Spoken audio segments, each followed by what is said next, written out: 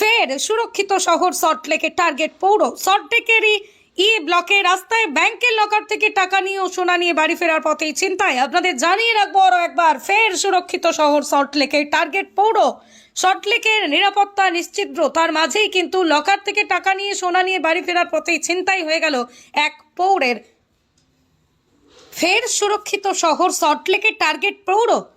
সল্টলেকের এই ব্লকে রাস্তায় ব্যাংকের লকার থেকে টাকা নিয়ে সোনা নিয়ে বাড়ি ফেরার পথেই ছিনতাই। গতকাল দুপুরে কেষ্টপুরের বাসিন্দা পৌর ব্যাংকের লকার থেকে সোনা এবং নগদ টাকা নিয়ে ই-রিকশা করে বাড়ি ফিরছিলেন।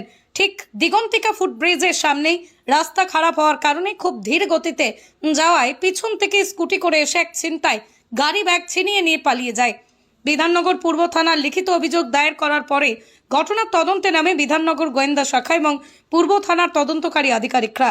যেহেতু এই রাস্তায় সিসিটিভি ছিল না, সেই কারণেই খানিকটা বেগ পেতে হয়েছিল। সময় ধরে রাস্তায় সংযোগকারী বিভিন্ন সিসিটিভি ফুটেজ খতিয়ে দেখে ছিনতাইকারীকে চিহ্নিত করে গ্রেপ্তার করা হয়। গ্রেপ্তার প্রতাপ রায়কেই আজ বিধাননগর আদালতে পেশ করে নিজেদের হেফাজতে নেওয়ার আবেদন জানানো হবে, এমনটাই পুলিশ সূত্র মারফত খবর।